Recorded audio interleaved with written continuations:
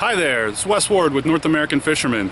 I'm out here at one of my favorite local hotspots on the river, fishing for early morning stripers, throwing big topwater baits. Unfortunately, my session this morning is going to get cut a little short. I'm having a problem with one of my reels. Now, this is a common issue that can happen on just about any bait casting reel. The line guide that directs the line left and right across the spool to evenly distribute it is no longer moving. It's stuck on one side. So my line's all piled up on one side of the spool. It's almost impossible to cast, and it's tying huge knots in my braid. So pretty much the end of my day. However, it's not the end of my reel. This is actually a really simple fix. There's a small pin that sits in the front of the reel underneath the cover that's very easily accessible. You can simply replace that worn out pin, lube everything up, and it should come right back to life and be just as good as new. The reel I'm working on today is a Lew's Tournament MG speed spool. This thing is the backbone of my arsenal. I have several of these. I fish them hard. I fish them often. I love these reels. This particular model gets abused quite a bit. It's a 7-1. I use it in the salt for jigging. I use it out here for big stripers throwing topwater. Pretty much carry this reel with me no matter where I go.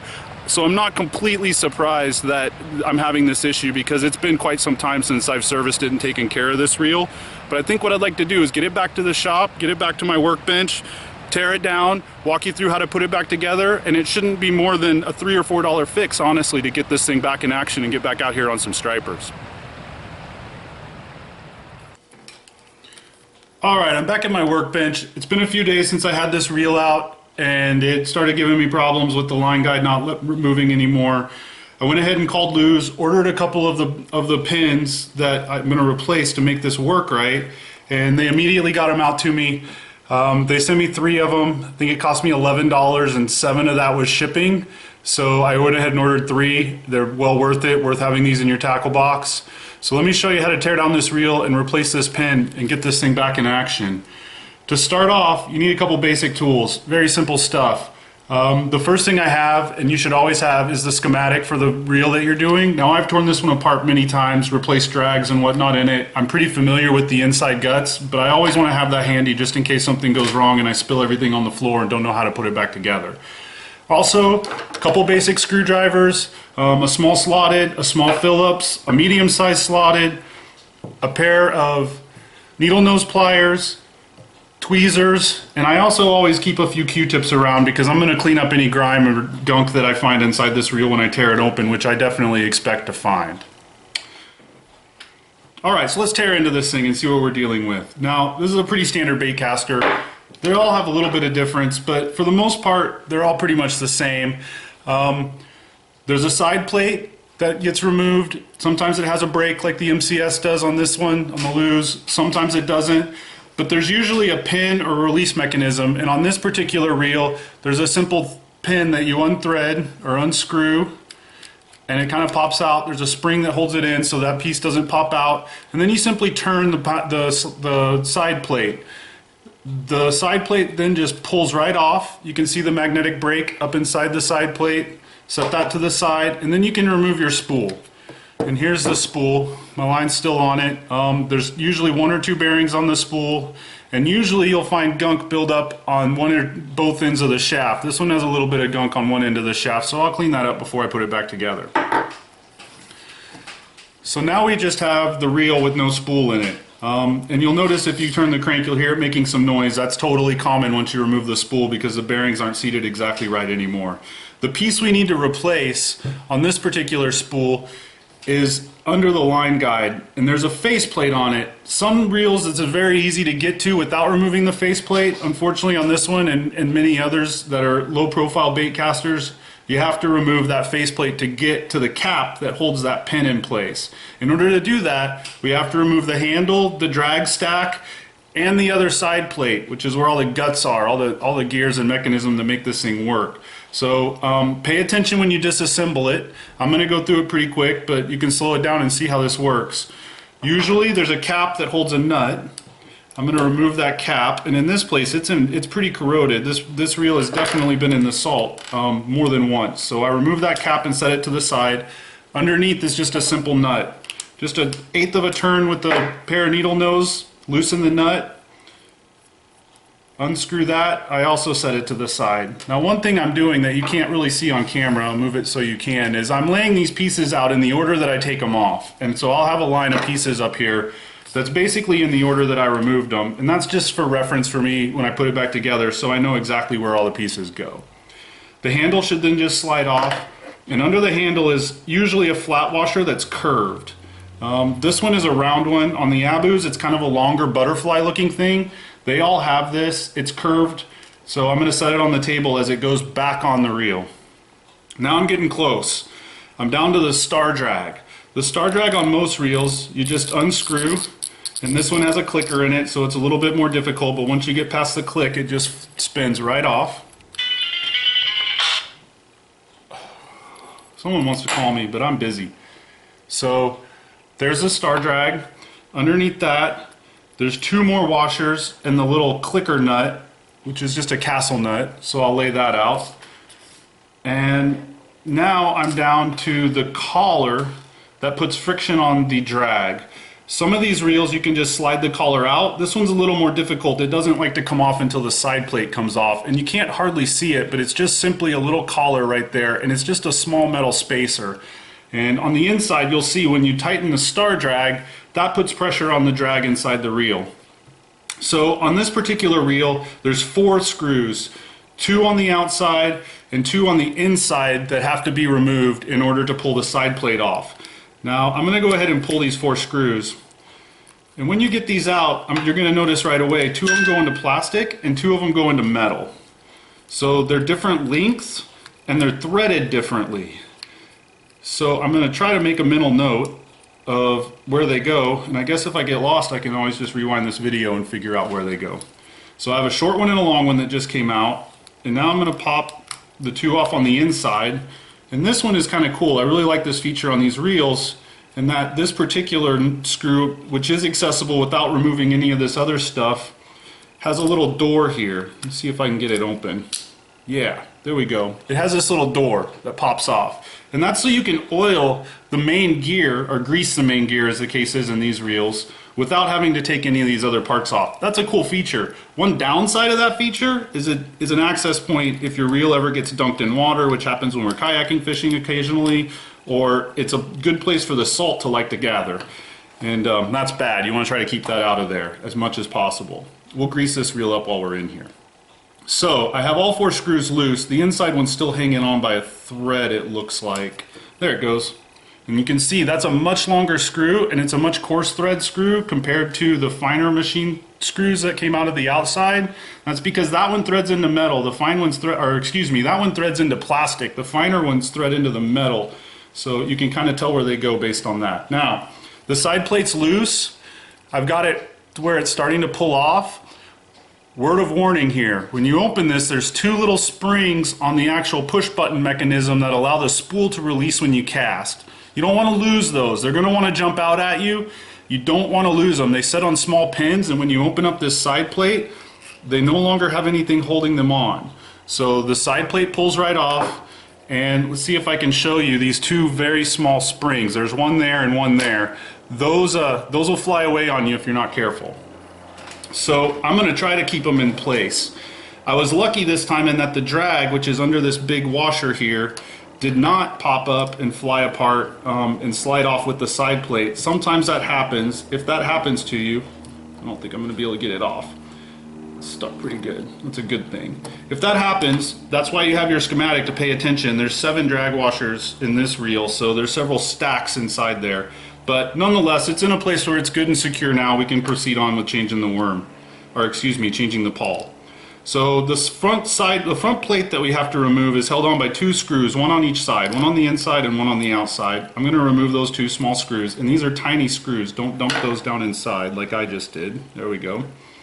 I'm holding the drag washer in place when I flip the reel over to go to the other side because I really don't want to have to realign everything when I get it out of there, if I can avoid it. And that screw went rolling. So now, there we go. The front plate is off, and we have full access to this little cap. Sometimes the caps are threaded, sometimes they're not. If they're threaded, they're pretty easy to screw off by hand. This one has a slot to put a screwdriver in, This is a plastic cap. It doesn't like, it's not under very much pressure. Say it's not. There we go. I got it to turn just 1/8 of a turn. Actually, it's not. So this cap's stuck, which happens a lot when the pawl gets stuck. It's probably twisted underneath it and it's holding the cap up. So I'm going to have to use my pliers. You want to do this as gingerly as you possibly can. And just take a small bite and just get it to break loose. There we go. Now it's loose. I'm going to unscrew it all the way now. There we go. On a lot of reels, this is a metal cap. And a lot of times when I'm doing this, I'll replace the plastic caps like this one is with a metal one because they like to strip out inside. But I didn't order a cap today, so that'll have to wait for another time. Another thing I'll mention that I've done before is sometimes when you're on the water, you don't have the opportunity to tear this thing down in the floor of the boat and make this repair. It's probably not a good idea to do so because there's a pretty good chance of losing one of these mini parts we've taken out. I've been known to pull even a chunk of a Cinco, cut a little tiny sliver of a Cinco off. If you have a very small washer or something like that, you can cram it in this cap, tighten it back up, and usually it'll apply just enough friction to the back of that pin gear, the pin, that will allow it to start working again. It's not foolproof, doesn't always work that way, but certainly an on-the-water quick emergency fix. I've done it on charter boats before when I only brought 1 or 2 reels with me and been able to save it.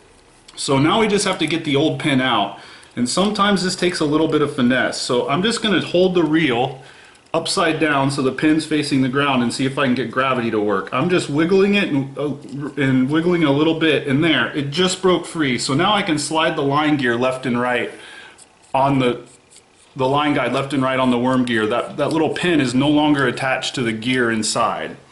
So now we can take our tweezers,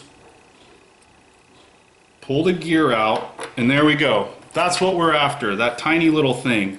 Now, this doesn't look bad at all, but if you look really, really close, I don't think I'll get it on camera. The pointed Y on the top that rides on the worm gear has a pretty severe cut in both sides.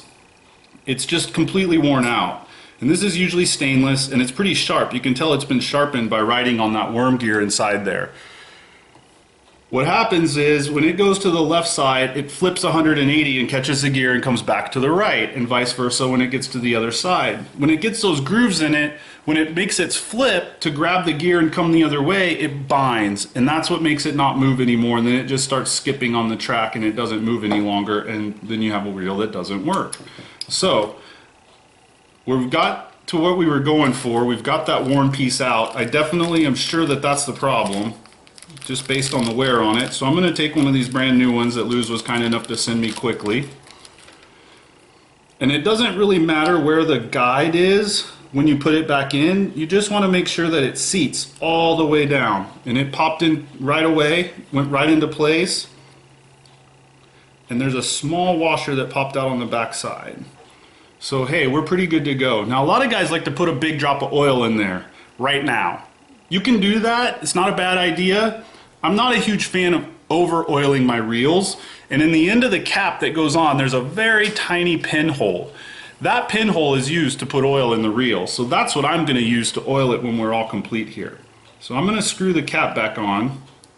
That I boogered up just a little bit taking it off, but I think it's in pretty good shape. Yeah, it's not stripped at all, it feels pretty good.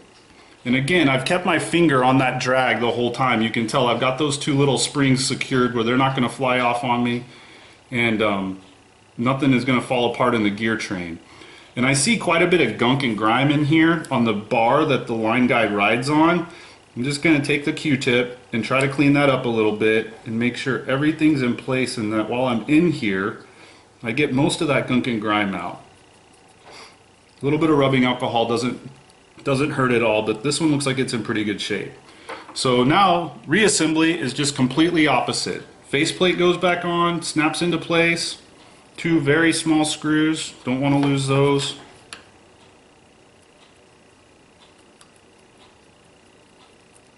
There's one.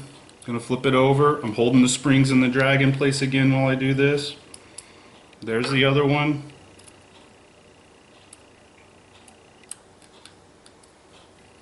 Got it started, and now it's tight. Now the faceplate is back on, and now we're ready to put the side plate back in place. Normally I'd put a little grease in here, but honestly this reel has quite a bit of grease in it, And like I said, I'm not a fan of over greasing, so I'm going to go ahead and leave it and let it ride. I'm going to make sure that the drag is in place. It looks great. One thing I'll tell you is a lot of guys are tempted to push that button and see what happens. You're welcome to do that. The springs that hold the release mechanism in place are not being held in place the way they normally are when the side plate's on, so be warned, if you do that, you might be digging a lot deeper into your reel, putting the casting mechanism back together than you intended to be. So I'm just going to choose not to. I'm going to pretend like I know how the button works and that it's going to work fine when I get everything back together, which I'm confident it will. And I dropped the side plate back in place. And when I did that, that collar I mentioned earlier just popped right out. That's not uncommon. And you can see there's a big ridge of grease in one spot all the way around it. That's just a place for gunk and salt residue and all kinds of stuff to build up. So I'm going to go ahead and wipe that off, and I will re-lube it when I'm all done. So I'm going to drop that back in and get it to line up to where it goes. And there it goes. It went right back into place. Okay, now I can put the screws back in. And hopefully I remember where they go. So I have one there. And you can kind of tell where the long ones go versus the short ones just by how thick the reel is where they go through at. If the reel is on a really thin edge of the reel, you can tell that it's a smaller screw that goes in there. You put the little grease door back on and the screw that holds it in place. And again, if you get confused on which screw goes where, you have your handy schematic. It tells you exactly which screw goes in which hole, and it definitely makes a difference. So if you have any question at all, refer to your manual for this. If you do happen to put a long screw in a short spot, there's a very good chance that your reel will bind when you're all said and done. So, not a good idea. Okay. I've got the side plate firmly secure, and I'm going to go ahead and give it a couple turns of the handle. And there we go. The line guide's going left and right as it should. Sometimes it slips a little because I'm turning the drag and there's no pressure on it, but that's okay. I can see that the line guide's going left and right just like it wants to. Perfect. So now we just go back through all of our parts we removed, reassemble everything in the same order that it came off. And I know what that order is because of the way I laid them out on the table in front of me. So I've got the star washer in place, or the drag washer in place. Now the star wheel goes on. One thing I'll mention is that the handle is cut. It's not perfectly round. You see, it's machined on two sides. So when you're threading things onto that, like this star wheel, it's really important that you don't cross thread it, because it will booger up those threads right away, and then your reel is not as usable, and your drag will slip a lot more than you think it should. One more washer on the outside. The handle goes on, drops right in place. Should drop right in place. There we go. And now you can give it a quick turn. Feels good. Drag's tight. Feels like everything's going right. So I'm going to thread the nut back on the handle. And again, you have to do this where it doesn't cross thread, which it wants to do right this second a lot.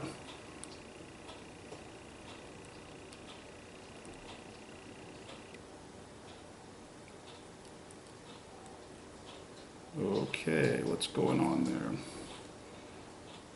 This is always one of the most difficult pieces not to get cross-threaded. There we go, no problem.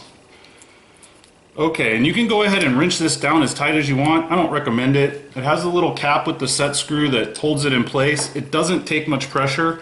One thing I'll say too is the cap has little notches in it to fit over the nut, and it doesn't line up right with the screw hole unless you get it in exactly the right spot. So in this case, I'm just a little bit loose. I'm just going to give it just a 32nd of a turn, and I think it will line up pretty close to where it needs to be.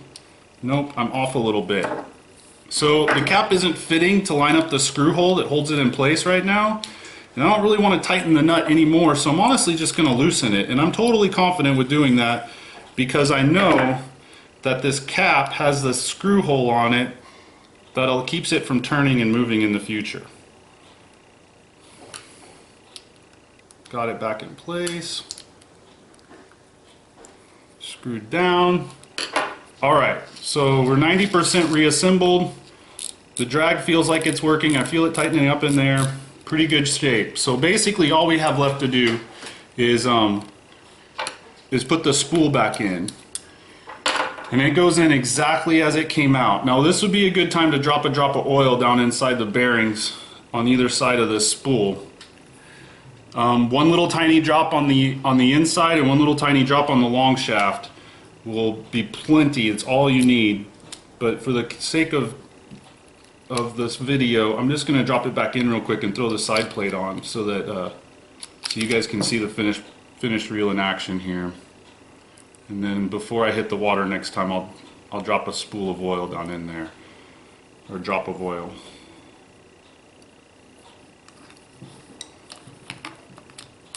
There we go. Spool's in place. It clicked in place. Now we just have to install the other side plate, tighten that set screw, and there we go. 100% functional, and it feels really smooth. I have a feeling this has been a problem for a while that I've been dealing with as the pin wears, and it's been digging into that worm gear, because this is as smooth as this reel has felt in quite some time. And you can check the drag.